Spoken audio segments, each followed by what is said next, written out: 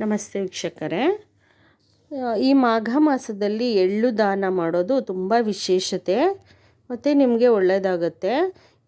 ಎಣ್ಣೆ ಹಾಗೂ ಎಳ್ಳು ದಾನ ಮಾಡಬೇಕು. ಕರೆ ಎಳ್ಳಾಗಿರ್ಬೋದು, ಬಿಳೆ ಎಳ್ಳು ಆಗಿರ್ಬೋದು. ನೋಡಿ, ಪಿತೃಗಳು ತುಂಬ ಖುಷಿ ಆಗ್ತಾರೆ ಎಳ್ಳು ದಾನ ಮಾಡೋದ್ರಿಂದ. ಅವರಿಗೆ ನರಕ ಪ್ರಾಪ್ತಿ ಆಗೋದಿಲ್ಲ, ಅವರಿಗೆ ಸ್ವರ್ಗಲೋಕ ಪ್ರಾಪ್ತಿಯಾಗತ್ತೆ.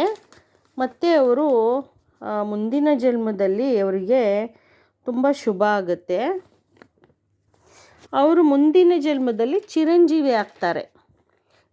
ನೀವು ಎಳ್ಳು ದಾನ ಮಾಡೋದ್ರಿಂದ ನಿಮ್ಮ ಪಿತೃಗಳು ಚಿರಂಜೀವಿ ಆಗ್ತಾರೆ. ನೋಡಿ, ಈ ಒಂದು ಶುಭ ಮುಹೂರ್ತದಲ್ಲೇ ಮಾಡಬೇಕು. ಫೆಬ್ರವರಿ 24ನೇ ತಾರೀಕುವರೆಗೂ ಈ ಶುಭ ದಿನ ಇದೆ. ಈ ಶುಭ ದಿನದಲ್ಲಿ ನೀವು ಮಾಡೋದ್ರಿಂದ ಎಳ್ಳು ದಾನ ನಿಮ್ಮ ಪಿತೃಗಳಿಗೆ ಹಾಗೂ ನಿಮಗೆ, ನಿಮ್ಮ ಮುಂದಿನ ಪೀಳಿಗೆಗೂ ತುಂಬ ಒಳ್ಳೆಯದಾಗುತ್ತೆ. ವಿಶೇಷ ದಿನಗಳು ಯಾವುದು ಅಂದರೆ, ಏಕಾದಶಿ, ಶಿಟಿಲ ಏಕಾದಶಿ ಅಂತ ಬರುತ್ತೆ 6ನೇ ತಾರೀಕು. ಈ ದಿನ ನೀವು ಎಳ್ಳು ದಾನ ಮಾಡ್ಬೋದು. ಮತ್ತು 9ನೇ ತಾರೀಕು ಅಮಾವಾಸ್ಯೆ ಇದೆ. ಅಮಾವಾಸ್ಯೆದಲ್ಲಿ ಮಾಡೋದ್ರಿಂದ ತುಂಬ ಇನ್ನೂ ವಿಶೇಷ ಇದೆ. ಮತ್ತು ಇನ್ನೊಂದು ದಿನ 12ನೇ ತಾರೀಕು ಚತುರ್ಥಿ ಇದೆ. ಚತುರ್ಥಿ ದಿನವೂ ನೀವು ಎಳ್ಳು ದಾನ ಮಾಡ್ಬೋದು, ಎಣ್ಣೆ ದಾನ ಮಾಡ್ಬೋದು. ಮತ್ತು ಇನ್ನೊಂದು 15ನೇ ತಾರೀಕು ವಿಷ್ಣು ಸಂಕ್ರಮಣ ಇದೆ.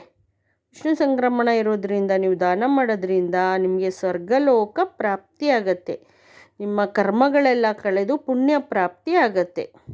16ನೇ ತಾರೀಕು ಸಪ್ತಮಿ ಇದೆ. ಸಪ್ತಮಿ ದಿನ ಕೂಡ ನೀವು ಎಳ್ಳು ದಾನ ಮಾಡ್ಬೋದು, ಎಣ್ಣೆ ಹಾಗೂ ಎಳ್ಳು ದಾನ.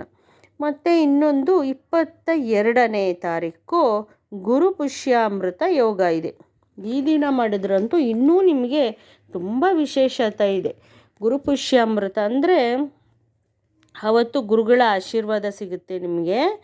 ಮತ್ತು ಸ್ವರ್ಗಲೋಕ ಪ್ರಾಪ್ತಿಯಾಗತ್ತೆ. ನಿಮ್ಮ ಪಿತೃಗಳಿಗೂ ತುಂಬ ಚಿರಂಜೀವಿ ಆಗುವಂಥ ಒಂದು ಯೋಗ ಸಿಗುತ್ತೆ.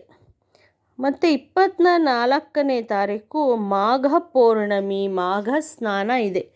ನೋಡಿ, ಕಡೆಯ ದಿನ ಅದು 24ನೇ ತಾರೀಕು.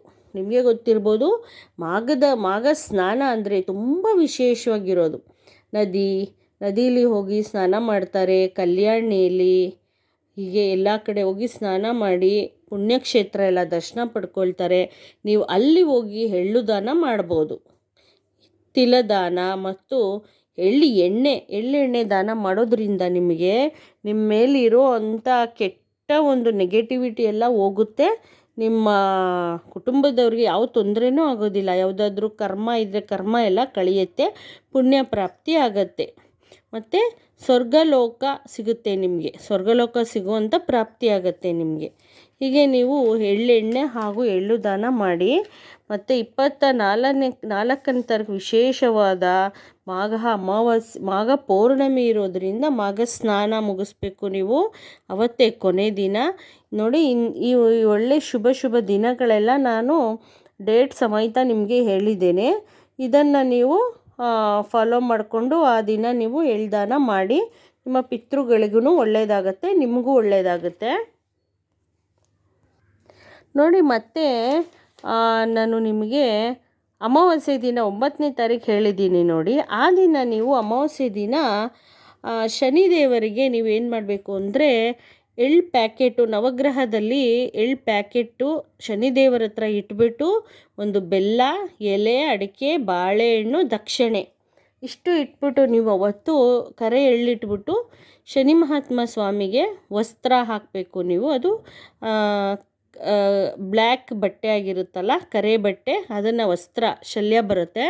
ಶಲ್ಯ ಹಾಕ್ಬಿಟ್ಟು ನೀವು ಶನಿದೇವರಿಗೆ ಅವತ್ತು 9 ಪ್ರದಕ್ಷಿಣೆ ಹಾಕಬೇಕು.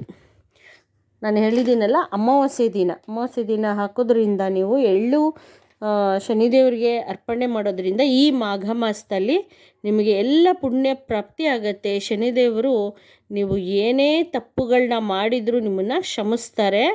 9 ರೌಂಡ್ ಹಾಕಿ ನೀವು ಪ್ರದಕ್ಷಿಣೆ ಹಾಕಿ. ಮತ್ತು ನಿಮ್ಮ ತಾಯಿಯ ಆಶೀರ್ವಾದ ತಗೋಬೇಕು ನೀವು. ಶನಿದೇವ್ರನ್ನ ಪ್ರದಕ್ಷಿಣೆ ಹಾಕಿ, ನವಗ್ರಹ ಪ್ರದಕ್ಷಿಣೆ ಹಾಕಿದಾದ್ಮೇಲೆ ನೀವು ತಾಯಿಯ ಆಶೀರ್ವಾದ ತಗೋಬೇಕು. ಮತ್ತು ಹನುಮಂತನಿಗೆ ನೀವು ನವಗ್ರಹ ಸುತ್ತಿ ಆದ ನಂತರ ಹನುಮಂತನಿಗೆ ನೀವು ಆವತ್ತಿನ ದಿನ ಎಳ್ಳುಬತ್ತಿ ಹಚ್ಚಬೇಕು. ಅಮಾವಾಸ್ಯೆ ದಿನ ಶನಿದೇವರಿಗೆ ಪೂಜೆ ಮಾಡಬೇಕು. ಮತ್ತು ಅಮಾವಾಸ್ಯೆ ದಿನ ಹನುಮಂತನಿಗೆ ನೀವು ಎಳ್ಳುಬತ್ತಿ ಎಳ್ಳೆಣ್ಣೆಲಿ ಹಚ್ಚೋದ್ರಿಂದ,